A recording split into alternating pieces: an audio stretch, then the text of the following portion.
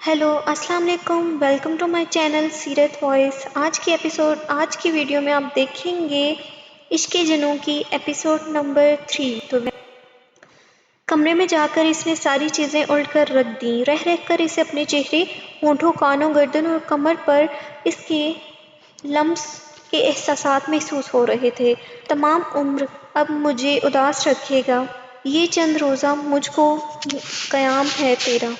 वो रो रही थी, चीख रही थी, इसे दर्द हो रहा था, बहुत ज़्यादा दर्द। वो नहीं समझ पा रही थी कि ये रूह का दर्द है या जिस्म का। एक लम्हे में इसने अपनी गर्दन पर से इसके लम्स को अपने नाखूनों से खुरचने की कोशिश की थी।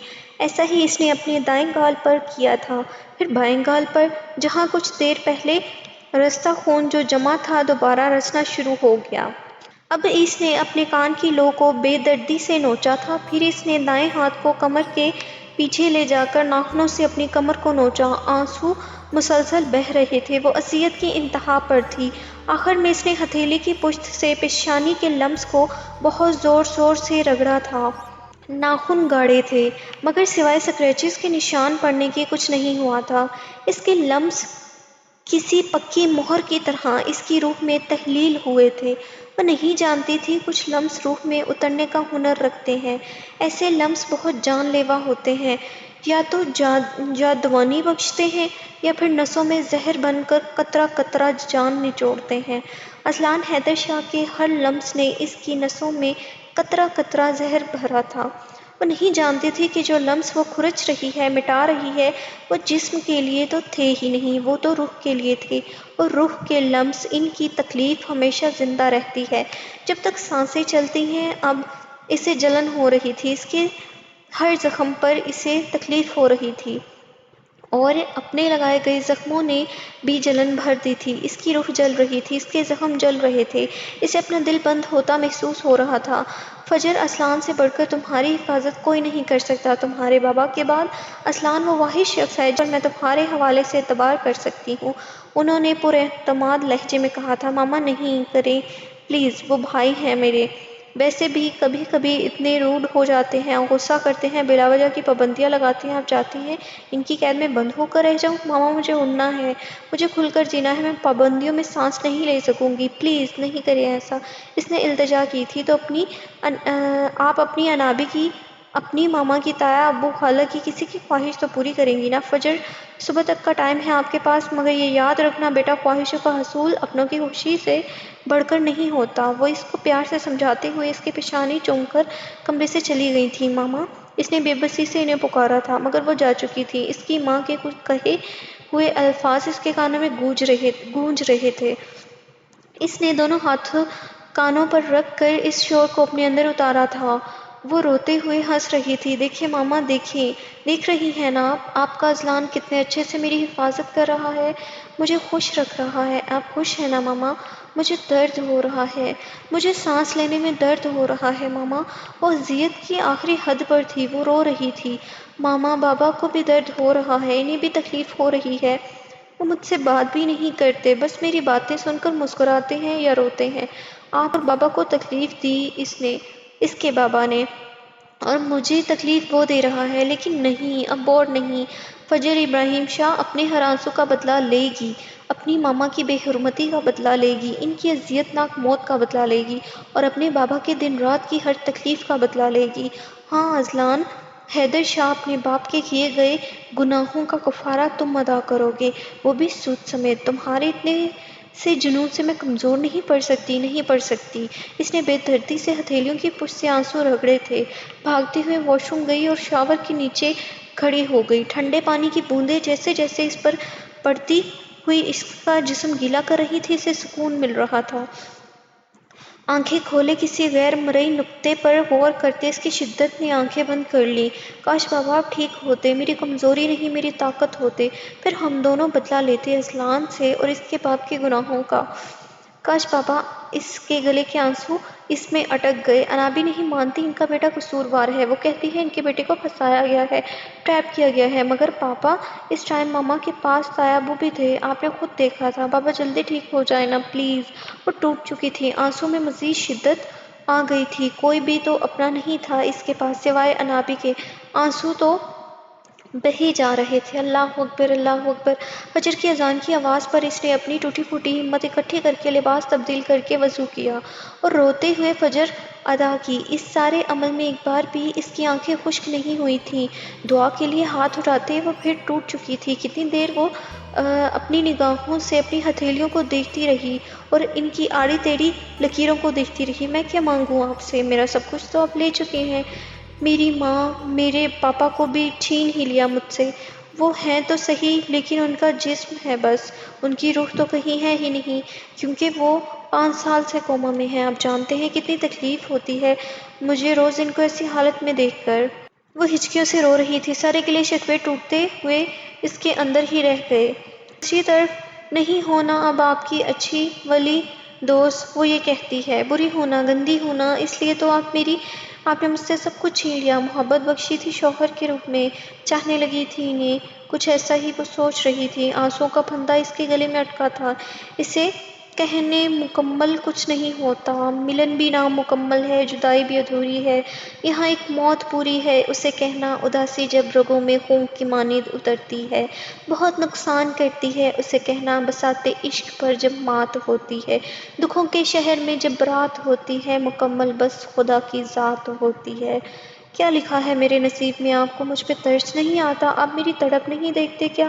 کیا کمی ہے میری تڑپ میں؟ میری دعائیں کیوں قبول نہیں ہوتی؟ وہ ہچکیوں سے رو رہی تھی۔ میں نے کہا تھا آپ سے اسے یہاں نہ بھیجیں، میری زندگی میں واپس نہ لائیں، مجھے اس کے سامنے نہ لائیں، مگر پھر بھی وہی سب کچھ ہوا۔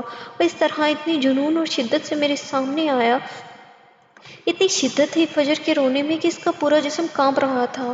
میرا دل بند ہو رہا ہے، مجھے ایسا لگ رہا ہے سانس نہیں آ رہی، مجھے اس کی نفرت برداشت نہیں ہو رہی، مجھے اس سے محبت نہیں کرنی، مجھے اس کے پاس نہیں جانا، مجھے اس سے دور نہیں ہونا۔ وہ تیز اور ٹوٹی پھوٹی سانسوں سے لفظ ادا کر رہی تھی۔ میں مرنا چاہتی ہوں، میں جینا بھی چاہتی ہوں۔ آپ سمجھ سکتے ہیں نا میری کیفیت؟ میں اپنی مانگی دعاؤں پہ یقین رکھا کرو، وہ رحمان ہے، رحیم ہے، دعائیں رد نہیں کرتا۔ اس کی ماما کی انکہی باتیں اسے یاد آ رہی تھی، ٹوٹے پھوٹے لڑکھڑاتے لفظ ادا کر رہی تھی کہ وہ وہیں گر گئی اور بے ہوش ہو گئی تھی۔ جی ماما، آپ نے بلایا تھا؟ دوسری طرف یہ سین دکھاتے ہیں۔ ہاں حیدری، یہاں آ کر بیٹھو میرے پاس، انہوں نے اسے بلایا۔ جی ماما بولے۔ اس نے پاس آ کر عقیدت سے ان کا ہاتھ تھام لیا۔ بیٹا ندی کیا ماسٹرز کمپلیٹ ہو گیا ہے، میں چاہتی ہوں اس کی شادی کر دوں۔ اس نے پوچھا کوئی رشتہ دیکھا ہے آپ نے؟ ہاں دیکھا تو ہے، پر کیا ماما؟ ندی کو کوئی اعتراض ہے آپ کے فیصلے پر؟ اس نے ماں کی بات پوری ہونے سے پہلے سوال کیا۔ نہیں بیٹا، اس سے تو بات کی ہی نہیں میں نے، ابھی تم سے بات کر رہی ہوں، انہوں نے اس کی آنکھوں میں دیکھتے ہوئے کہا۔ جی ماں میں سن رہا ہوں۔ بیٹا تمہارے چاچو چاچی کا جب پلین کریش ہوا تھا میں بہت ڈر گئی تھی، کہ شکر ہے میں بچ گئی تم لوگوں کے لیے، ورنہ میرے بنا تم لوگوں کا کیا ہوتا؟ وہ کہتا کہ آپ یہ پرانی باتیں چھوڑیں۔ اس کے بعد وہ کہتی ہے کہ تم ندی سے شادی کر لو۔ خوف کے مارے ماں کو دیکھتا ہے اور کہتا ہے واٹ؟ وہ حیران رہ جاتا ہے۔ میں چاہتی ہوں بیٹا میری دونوں بیٹیاں میرے ہی گھر میں رہیں، پلیز تم ندی سے شادی کر لو۔ اپنی بات کہہ کر وہ اس کے چہرے کے تاثرات دیکھنے لگیں۔ واٹ ماما؟ وہ ان کی بات سن کر اچھل کر کھڑا ہوا۔ آئی مین واٹ؟ آر یو سیریس مام؟ Please stop it. آپ نے ایسا سوچ بھی کیسے لیا؟ وہ حیران تھا کافی زیادہ۔ وہ دونوں بہنیں ہیں میری، اس سے آگے نہ کچھ سوچنے کی صلاحیت ہی نہیں ہے، کیونکہ بچپن سے آپ ہمیشہ یہی کہتی رہی ہیں کہ وہ میری بہنوں جیسی ہیں۔ بیٹا سگی بہنیں نہیں ہیں وہ تمہاری، سوچنے میں حرج کیا ہے؟ اور پھر میری خواہش بھی ہے، انہوں نے اپنی خواہش کا اظہار کیا تھا، میں آپ کی ہر خواہش سر آنکھوں پر، مگر یہ نہیں، میں نے ہمیشہ کشمش اور ندی کو بڑے بھائیوں کی طرح ٹریٹ کیا ہے، اور اب یہ سب کچھ آپ۔ نو ماما، مجھے سوچتے ہی گھن آ رہی ہے۔ اس میں کیا کمی ہے؟ پڑھی لکھی نہیں ہے کیا؟ خوبصورت نہیں ہے کیا؟ اسے سوسائٹی میں موو نہیں کرنا آتا؟ انہوں نے غصے سے بھری آواز میں کہا۔ ماما میں نے ایسا کچھ نہیں کہا، وہ بے بسی سے بولا۔ میں تو کہہ رہا ہوں کہ میں ایسا سوچ بھی نہیں سکتا۔ تو پھر کیا تکلیف ہے؟ وہ چلائی تھی، صبر کی ختم ہو رہی تھی۔ تکلیف یہ ہے کہ آپ نے ہمیشہ ایک ہی بات کان میں ڈالی تھی کہ چھوٹی بہنیں ہیں تمہاری، اور اب میں ایسا نہیں سوچ سکتا، اور اب میں ہی یہ بات تمہارے کان میں ڈال رہی ہوں کہ نکاح کر لو اس سے۔ انہوں نے حتمی لہجے میں کہا۔ ماما ندی نہیں، اس کے علاوہ کہیں بھی کہیں گی میں شادی کر لوں گا۔ اس نے حتمی لہجے میں اپنا فیصلہ سنایا۔ میں بھی تمہیں اچھے سے ایک بات بتا دوں، ندی کے علاوہ میری بہو بننے کے لائق اور کوئی نہیں ہے، یہ بات جتنی اچھی طرح تم سمجھ لو بہتر ہوگا تمہارے لیے۔ وہ اسے وارن کرتی کمرے سے واک آؤٹ کرتی چلی گئی۔ اس نے غصے سے اپنے دونوں ہاتھوں کو اپنے بالوں میں جکڑا تھا۔ تجھ میں ذرا شرم نہیں ہے؟ اتنی اہم میٹنگ چھڑوائی، دوسری طرف یہ سین دکھاتے ہیں۔ تو نے میری بغیرت انسان، اتنی اہم میٹنگ تو نے چھڑوا دی اور ایئرپورٹ کے دھکے کھلائے۔ وہ الگ سے غصے سے بھنکارا ہوا یہ کہنے لگا، کتنی اہم میٹنگ تھی تیری؟ ہادی سے زیادہ اہم اس دنیا میں کچھ نہیں ہو سکتا میری جانو۔ اس کے کہتے ہوئے علی کی طرف فلائنگ کس اچھالی۔ وہ کہتا یہ چھچورے کام مت کرو ورنہ میں تمہیں سیدھا مینٹل ہاسپٹل بھرتی کروا دوں گا۔ پکا؟ وہاں بھی جاؤں گا میری جانو، جہاں کہے گی وہاں جاؤں گا۔ وہ ایسے ان الفاظ میں اسے چھیڑنے لگتا ہے۔ پھر وہ گھر پہنچ جاتے ہیں۔ گاڑی جھٹکے سے رکتی ہے۔ اس نے پکارا، نیچے اتر جاؤ۔ اس نے اس کے بازو پر دائیں ہاتھ کی پہلی 2 انگلیوں کو اشارہ کرتے ہوئے کہا۔ ہادی وہ غصے سے چلا آیا۔ ہاں ہاں آہستہ، میں پاس ہی ہوں۔ اس نے ایکٹنگ کرتے ہوئے اسے تنگ کرنے کی ایکٹنگ کی۔ اس نے گاڑی سٹارٹ کرتے ہوئے کہا، آئے ہائے، مطلب تم میری اپنی سوتن سے ملانے لے کر جا رہے ہو؟ تم دونوں کو ساتھ دیکھ کر دل میں ٹھنڈک پڑ جانی ہے۔ وہ اس کو پھر تنگ کرتا ہے، کہتا ہے ایسی چھچوری حرکتیں میرے ساتھ مت کیا کرو، اپنی بکواس بند کرو۔ علی نے میوزک آن کر دیا۔ انابی فجر بی بی کی پی اے آئی ہیں، وہ ملنا چاہتی ہیں آپ سے، انہیں اطلاع دی، اور وہ شاہ ہاؤس کی قابل اعتماد خادموں میں سے ایک تھی۔ ہاں اسوا، بٹھاؤ اسے، میں آتی ہوں۔ جی انابی۔ وہ اپنے کاندھوں پر شال ڈالتی ڈرائنگ روم کی جانب بڑھی تھی۔ السلام علیکم انابی۔ وہ انہیں دیکھ کر کھڑی ہوئی تھی۔ وعلیکم السلام، اٹھو بیٹا، انہوں نے اسے پیار دیا۔ وہ انابی میم کال ریسیو نہیں کر رہی، اور آج عفان انڈسٹریز اور حیدر انڈسٹریز اور شاہ انڈسٹریز کے تمام لوگوں کی آپس میں بورڈ میٹنگ ہے۔ اگر میٹنگ امپورٹنٹ نہ ہوتی تو میں آپ کو کبھی تنگ کرنے نہ آتی، اور ان کا جانا ضروری ہے۔ اس نے ٹائمنگ پوچھی اور اس نے ٹائمنگ بتائی 2 بجے۔ اوکے میں پہنچ جاؤں گی، مگر انابی میں سنبھال لوں گی بیٹا، فجر کی طبیعت ٹھیک نہیں ہے، مجھے اہم پوائنٹس بھیج دو اور فائلز بھی، ابھی 3 گھنٹے ہیں، میں اسٹڈی کر لوں گی۔ وہ اس میں حامی بھرتی ہوئی نظر آتی۔ انابی نے اپنا رخ فجر کے کمرے کی طرف کیا۔ اسوا کیس لے کر آؤ فجر کے روم میں۔ انہوں نے ادھر سے آواز لگائی۔ یہ لے انابی۔ انہوں نے چابی پکڑائی۔ ٹھیک ہے تم جاؤ، ضرورت پڑی تو بلا لوں گی، انہوں نے روم کا دروازہ کھولتے ہوئے کہا۔ جی وہ واپسی کے لیے مڑی۔ جیسے ہی دروازہ کھلا کمرے کی ہر چیز ٹوٹی پھوٹی حالت میں پڑی تھی۔ فجر کو جائے نماز پہ آڑی ترچھی حالت میں گرے دیکھ کر ان کے دل میں کچھ ہوا تھا۔ آگے بڑھ کر اس کے پاس بیٹھ کر انہوں نے اس کا سر گود میں رکھا اور اسے آوازیں دیں۔ اس نے کسی آواز کا جواب نہیں دیا تھا۔ اس کا جسم تپ رہا تھا، رنگ پیلا ہو رہا تھا اور نبض بہت کمزور چل رہی تھی۔ میں جان سے مار دوں گا تمہیں Izzy, I hate you Izzy, I hate you, love me Izzy. انابی وہ نیم بے ہوشی کی حالت میں بڑبڑا رہی تھی۔ انہوں نے بے ساختہ اسے سینے میں چھپا لیا، آنسو ان کی آنکھوں سے بھی جاری ہو گئے۔ اسوا، اسوا جی انابی اسے پکڑو، بیڈ پر لے جانا۔ ان دونوں نے اسے کھینچتے ہوئے بیڈ پر لٹا دیا۔ اس کا جسم کانپ رہا تھا۔ انابی نے اس پر کمفرٹ ڈالا اور ہیٹر آن کر دیا اور ڈاکٹر کو بلایا۔ ڈاکٹر نے اس کو چیک کر کے میڈیسن دی اور کہا ان کو زیادہ سے زیادہ فریش جوس دیں۔ ڈاکٹر نے تفصیلی چیک اپ کر کے بعد میں ان کو یہ ہدایت جاری کی۔ ویسے اس کے چہرے پر یہ سکریچز؟ اس نے حیرانگی سے پوچھا۔ ابراہیم کی رپورٹ کب آئیں گی؟ انہوں نے بات بدلی، منگل تک آ جائیں گی۔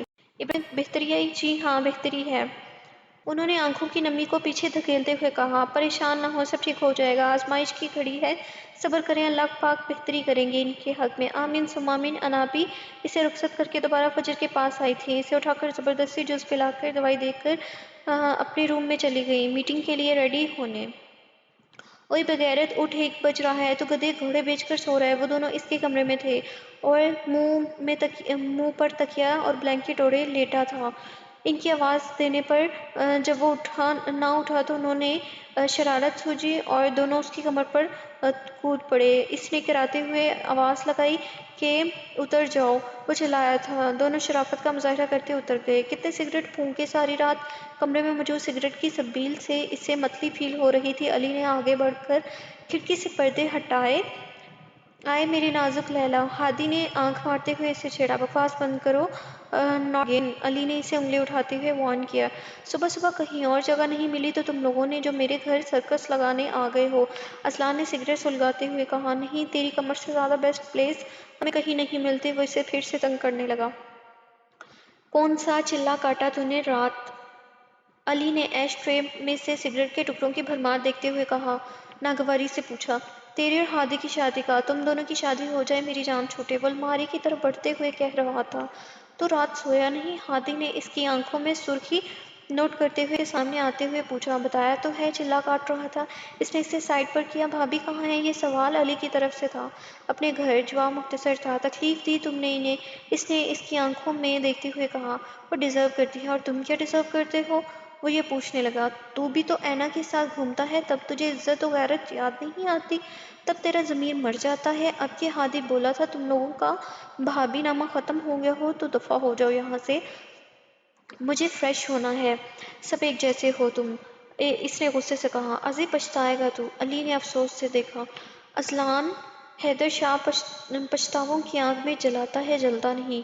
وہ کہتے ہوئے باتھ روم میں گھس گیا۔ اللہ ہی ہدایت دے سکتا ہے اس ڈھیل کو، جانے من۔ ہادی نے علی کو کسی گہری سوچ میں ڈوبے دیکھا تو اس کے کان کے پاس آنکھ لگائی۔ تو نے نہیں باز آنا؟ علی نے اس کی طرف کشن اچھالا تھا جو سیدھا اس کے سر پر لگا۔ مجھے بھوک لگی ہے، اس نے کشن سائڈ پر رکھتے ہوئے کہا۔ مجھے کھا لو، علی نے غصے سے کہا۔ سوری، حرام چیزیں میرے مذہب میں سختی سے منع ہیں، ہادی نے فل سیریس انداز میں جواب دیا۔ اسی دوران اصلان بھی باتھ روم سے نکل آیا اور ہادی کی بات سن کر اس کا بھی ہادی سمیت فلک شگاف قہقہ کمرے میں گونجا۔ ہاں ہاں، تو بھی ہنس ایسی باتوں پر، تیرے دان بہت نکلتے ہیں، علی نے ریموٹ اٹھاتے ہوئے ناراضگی سے کہا اور ٹی وی آن کر لیا۔ روٹھ گئی میری ظالم حسینہ، اصلان نے پاس آ کر اس کی گال کھینچی۔ علی نے اس کا ہاتھ جھٹکا۔ مشہور بزنس مین ارحم حمدانی پر قاتلانہ حملہ، جان بچ گئی۔ واضح رہے ان کا بازو اور ہاتھ کافی حد تک زخمی ہوئے ہیں۔ نیوز کاسٹر ایک ہی خبر کو بار بار دہرا رہی تھی۔ علی اور ہادی نے ایک ساتھ اصلان کو مشکوک نظروں سے دیکھا۔ وہ گندے اچکاتا کمرے سے نکل گیا۔ واٹ ازیں؟ وہ دونوں چھلتے ہوئے اس کے پیچھے لپکے تھے اور اسے گردن سے دبوچا تھا۔ ازیں، یہ امید نہیں تھی تجھ سے؟ وہ بے چینی سے اسے دیکھتے ہوئے بولا۔ اصلان، حیدر شاہ اپنے رشتوں کی حفاظت کرنا اچھے سے جانتا ہے۔ ڈائننگ ٹیبل پر بیٹھے اس نے ایک لفظ چبا کر ادا کیا اور ان دونوں نے تعصب سے اسے دیکھا۔ اس کا اگلا پارٹ آپ دیکھیں گے میری نیکسٹ ویڈیو میں۔ اگر آپ کو میری ویڈیو اچھی لگے پلیز میرے چینل کو سبسکرائب کریں، بیل آئیکن کو پریس کریں تاکہ آنے والی لیٹسٹ ویڈیو سب سے پہلے آپ کے پاس آئے، اور مجھے سپورٹ کریں، ویڈیوز کو لائک کریں، شیئر کریں، کامنٹ میں اپنی رائے کا اظہار کریں کہ آپ کو ناول کیسا لگا، اور اپنا خیال رکھیں۔ اللہ حافظ، ٹیک کیئر۔